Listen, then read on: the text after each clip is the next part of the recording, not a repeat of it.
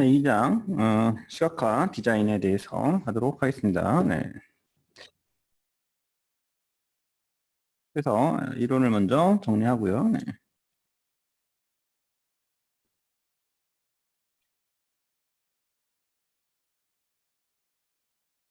데이터 시각화가 무엇이고 어떻게 이루어지는지 알아보고 이를 위한 시각화 방법을 배우는 것을 목표로 합니다. 시각화가 데이터에서 어떻게 적용이 될 수 있는가를 파악하기 위해 데이터 시각화와 정보 디자인 관점에서 시각화 분야의 이론을 습득합니다. 이 과정을 통해서 정보 디자인 프로세스를 이해하고 다양한 시각화 사례를 통해서 시각화 방법을 구체적으로 이해해서 빅데이터 시각화에 어떻게 응용할 수 있는지를 학습할 수 있습니다. 먼저 시각화의 정의를 보면 데이터 시각화의 중요성에 대해서 이제 좀 아셔야 되고요.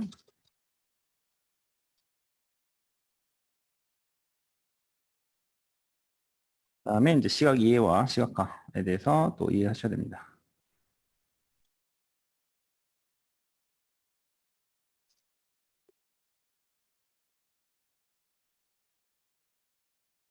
그리고 뭐 DIKW 또 나옵니다. 네. 시각화 분류와 구분에 대해서 이제 또 보시고요.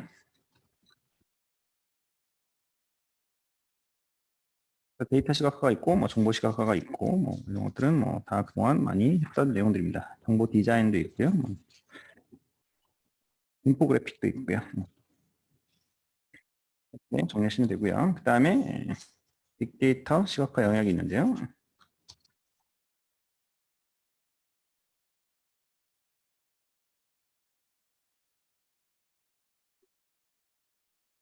그것도 뭡니다. 따로 우리가 빅데이터 시각화 영역도 뭐 일반 시각화 관점에서 보시면 되고요. 시각화 프로세스에는 이제 정보 디자인 프로세스가 있고요.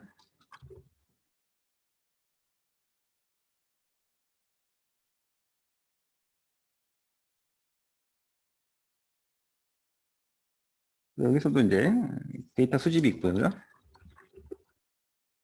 그다음에 이제 모든 것을 읽어보는 거고요.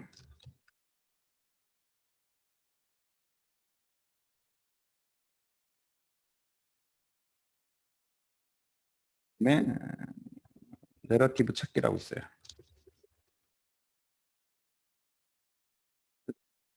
데이터를 읽을 때 중요하게 표시된 사실들만 읽고 나머지를 훑어보는 식으로 지나치는 경향이 있는데 이는 나중에 시간을 더 소모하게 됩니다.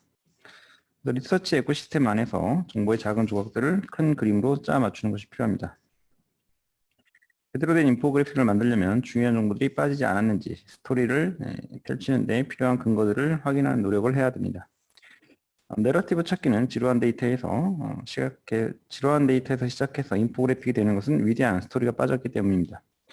인포그래픽은 복잡한 데이터 세트를 단순 명료화하고 프로세스를 설명하고 트렌드를 창조하고 논란의 어떤 부분을 보조하는 특별한 의도와 함께 시작이 됩니다. 데이터를 친숙하게 만들기 위해 여러 가지 질문을 해봐야 되는데 제공하고자 하는 정보를 담은 스토리를 만들어내는 것이 가능한지 그리고 이 주제에 관심이 가는지 그리고 주목할 만한 사실 또는 가치를 말하고 있는지를 이렇게 한번 해봐야 됩니다. 그리고 나서 문제를 정의하고요. 그리고 나서 계층 구조를 만든 다음에 그리고 와이어 프레임을 그려야 돼요. 그리고 포맷을 선택하시고 그리고 시각, 접근, 방법, 결정하면 됩니다. 이런 프로세스로 하시면 됩니다.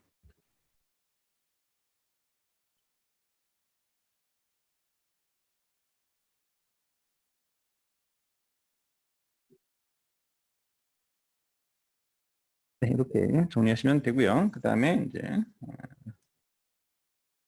데이터 시각화 프로세스도 역시 또 보시면 되죠. 네.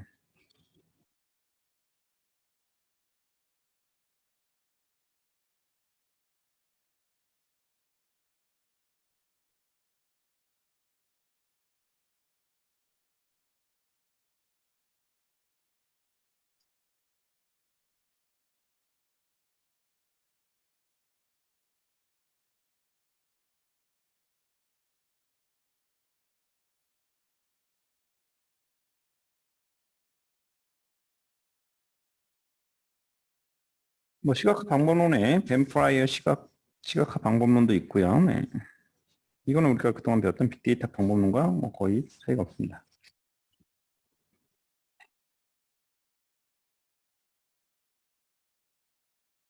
도구도 구분하면 뭐 되는데 뭐 그런 건 없습니다. 네, 문제풀이로 정리해 볼 거고요. 그다음 시각화 방법을 정리해 보겠습니다. 정보 구조화가 있죠. 정보를 구조화.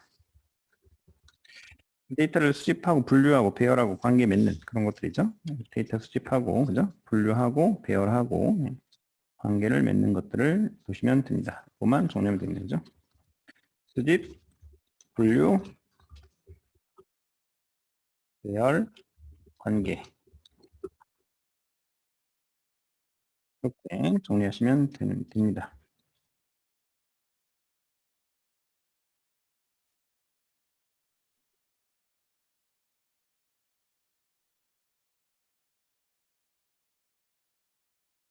그다음에 이제 정보 시각화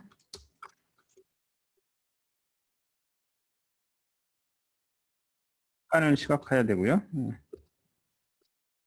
막대 그래프로 할 수 있고요. 누적 막대 그래프도 할 수 있고 점 그래프로도 할 수 있고 그죠? 분포 시각화가 있죠. 분포 시각화로 할 수 있는 것들은 시간 시각화인데 시간 시각화에서도 이거는 이제 이쪽으로 갈까요? 이거는 시험에 아주 잘 나오는 거니까 좀 보셔야 돼요. 정보 시각화 안에 시간 시각화 있고요. 시간 시각화는 이제 뭐 막대 그래프도 할 수 있고요. 그다음에 누적 막대로도 할 수 있고요, 그죠? 그래프는 좀 빼겠습니다. 점 그래프로도 할 수 있고요. 이런 게 할 수 있죠, 그죠? 그다음에 이제 분포 시각화가 있죠.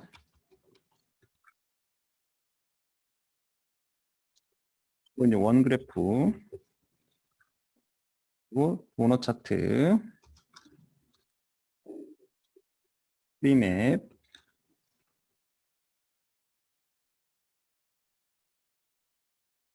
네, 누적 연속 그래프.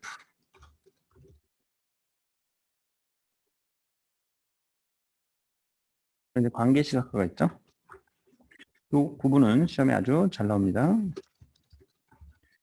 편점도가 있고요. 더블 차트가 있고요. 그다음에 이제 히스토그램 있죠.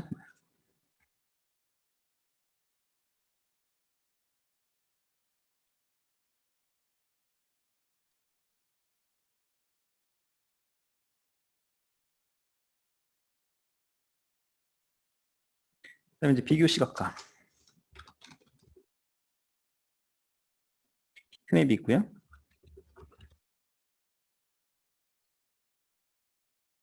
트렌오프 페이스가 있습니다. 이거는 데이터를 사람의 얼굴 이미지로 표현하는 방법입니다. 이제 스타 차트가 있고요.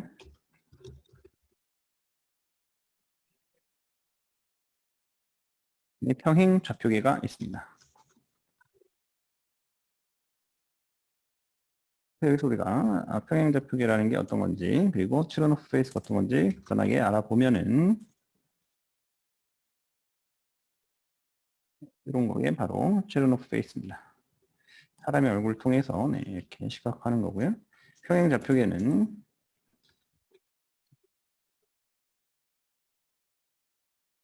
이렇게 저축을 평행으로 배치해서 한 축에서 윗부분은 변수의 값, 그러니까 변수값 범위의 최대값을 윗부분은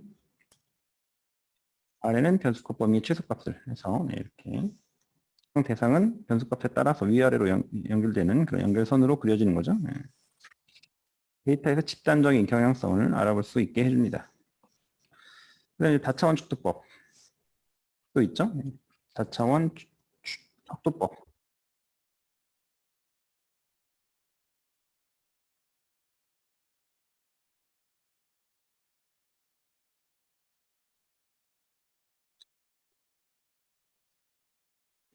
이런 이미지로 보시면 됩니다. 이런 거죠.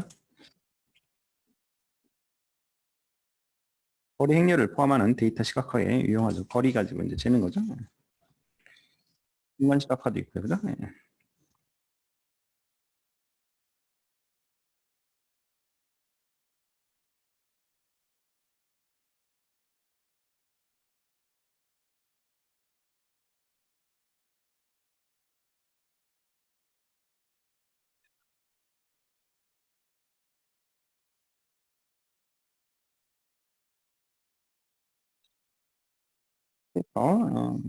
어떤 그래프를 단순화해서 표현하는 방법이 있습니다. 상당히 유용한 그런 방법인데요.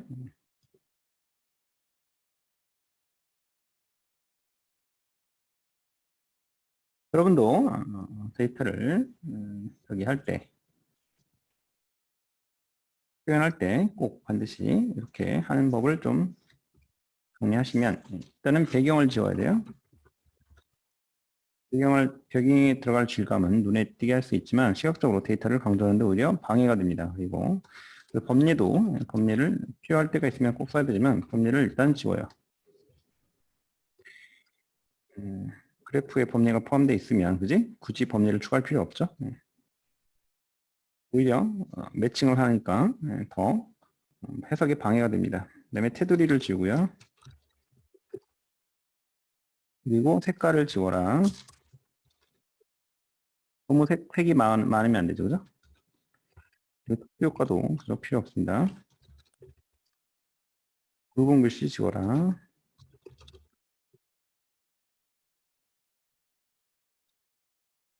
그리고 라벨을 흐리게 처리해라.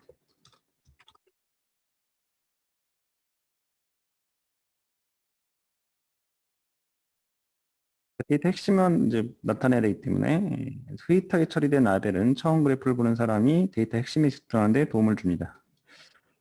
그리고 보조선을 흐리게 처리하든지 아예 지워라. 그리고 라벨을 직접 표시해라. 이렇게. 이런 어떤 시각화의 원리가 있습니다. 이런 방식으로 하면 조금 더 정보를 나타내는데 핵심만 나타내고 깔끔하게 그리고 인사이트를 보는데 상당히 중요하죠.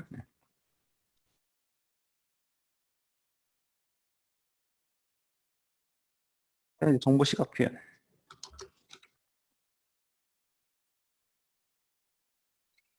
정보 표현을 위한 그래픽 요소가 있죠. 이것도 좀 알아두셔야 돼요.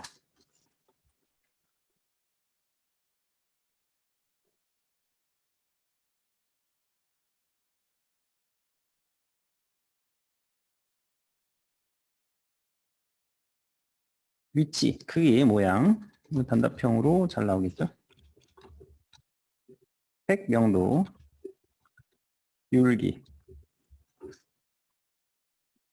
질감, 요거를 꼭 알아두시고요.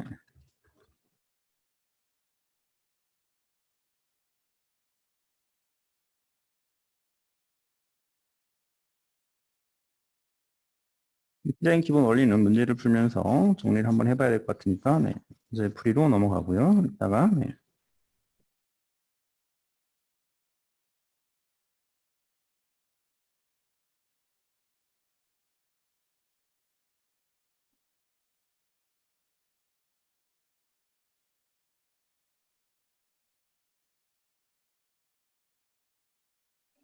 이제 빅데이터와 시각화 디자인이 있고 그 전에 서포트의 시각정보 디자인 7원칙이 있어요. 7원칙 이것도 좀 알아두셔야 돼요.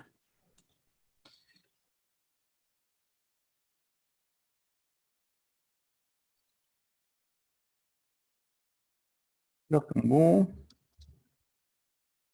디자인 7원칙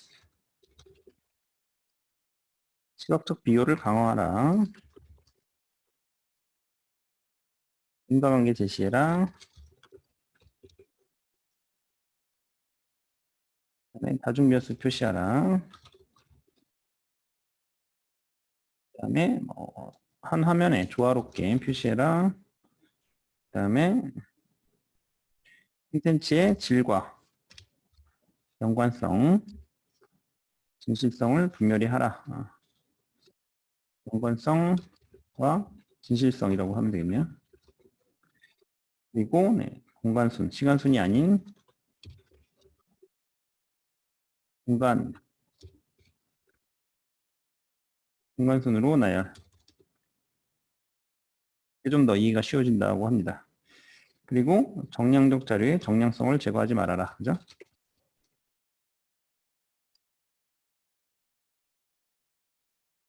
이렇게 외울 수밖에 없고 이해를 하신 다음에 외우시면 됩니다. 이제 빅데이터 시각화 디자인에서 빅데이터 시각화 이슈에 대해서는 뭐 쭉 그냥 문제를 풀면서 정리하면 될 것 같습니다. 뭐 시각화 디자인 사례도 그렇고요. 네.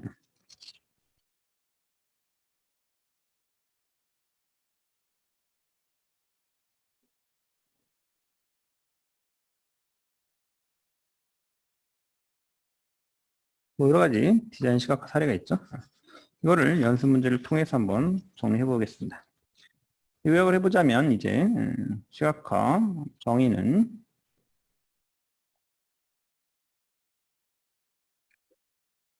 데이터 정보 지식 지혜를 어떻게 시각적 이해를 하고 어떻게 시각적 이해를 하고 있으며 이를 위한 시각화 형태가 어떠해야 되는지를 시각 이해 위계를 통해서 이해하고 데이터 시각화, 정보 시각화, 정보 디자인, 인포그래픽 정의를 통해서 데이터 시각화, 빅데이터 시각화의 범위를 명확하게 할 수가 있습니다. 프로세스 정보 디자인 및 인포그래픽의 일반적인 7단계의 요구할까? 네, 이 단계 그죠?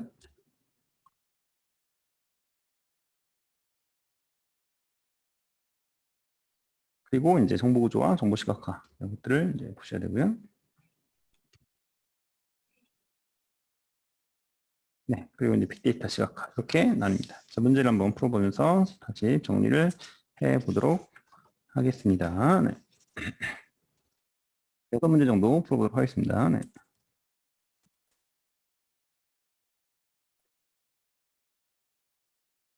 틀린 것. 네. 데이터는 정보를 만들기 위해 원자재와 같은 것이다. 맞죠? 그죠?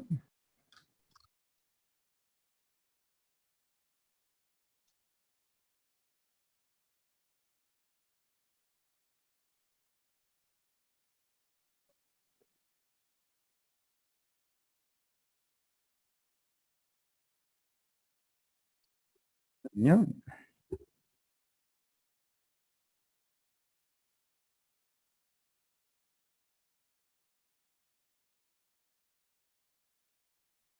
데이터는 원자재 같은 거다. 맞는 말이고요. 정보는 생산자와 사용자의 관점에 구애받지 않고 같게 전달될 수 있으며 형태와 형식을 갖고 있다. 다르게 전달되죠. 그죠? 네. 생산자와 사용자의 관점에서 다르게 보니까 네.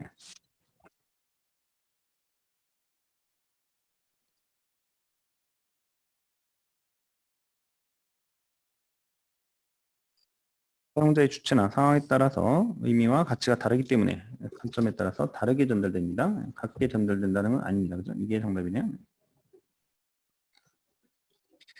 생산자와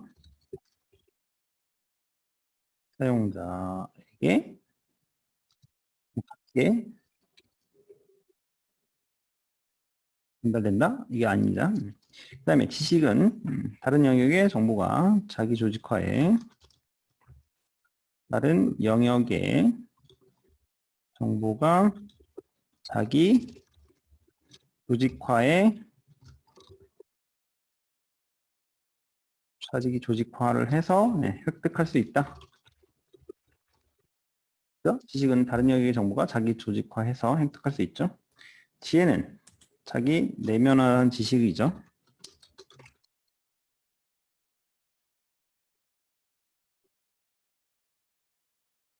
그리고 명시적인 언어로 상대방에게 전달되기는 좀 어렵죠. 그래서 2번이 정답이고요.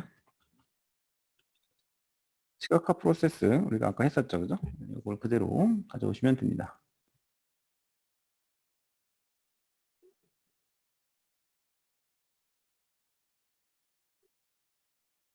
이런 건 암기죠.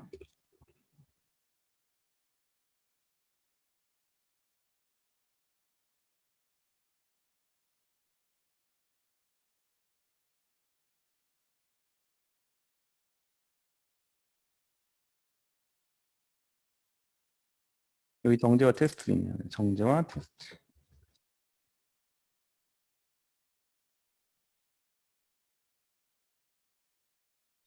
다음에 리처드 숄 워먼이 제시한 정보를 조직화하는 렛츠에 해당하지 않는 것은 이것도 아까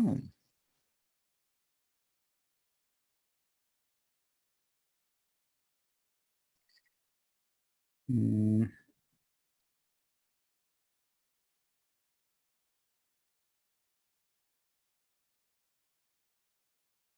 또죠? 정보 표현을 위한 그래픽 요소.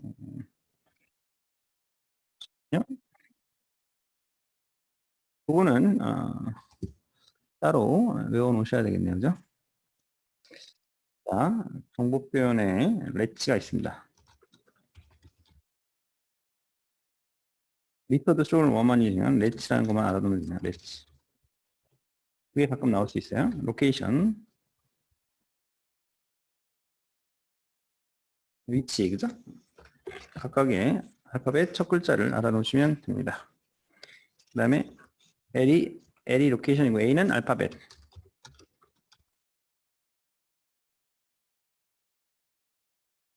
T는 타임, C는 카테고리, 그리고 마지막 H는 히어라키, 위계입니다. 그죠?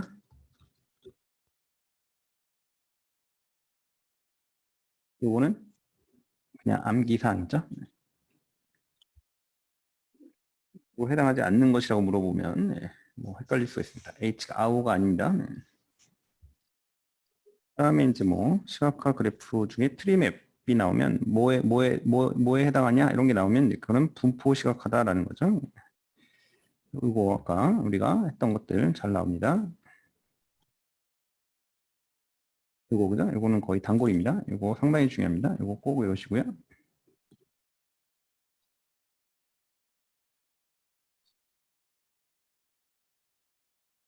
트리맵 분포 시각화입니다. 그죠? 분포 시각 표현을 위한 그래픽 칠료소 아까 했죠? 그리고 위치 크기, 모양, 색, 명도, 기울기, 질감. 이것도 외우셔야죠. 그다음에 시각정보 디자인 7원칙. 이것도 아까 제가 외우라고 했죠.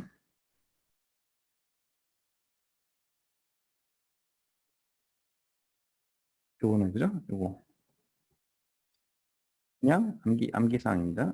이해하시고 암기하시면 됩니다. 여기까지 해서 이제 정리하면 되겠네요. 그죠? 쉬었다가 이제 시각화 구현 마지막 요거를 하도록 하겠습니다.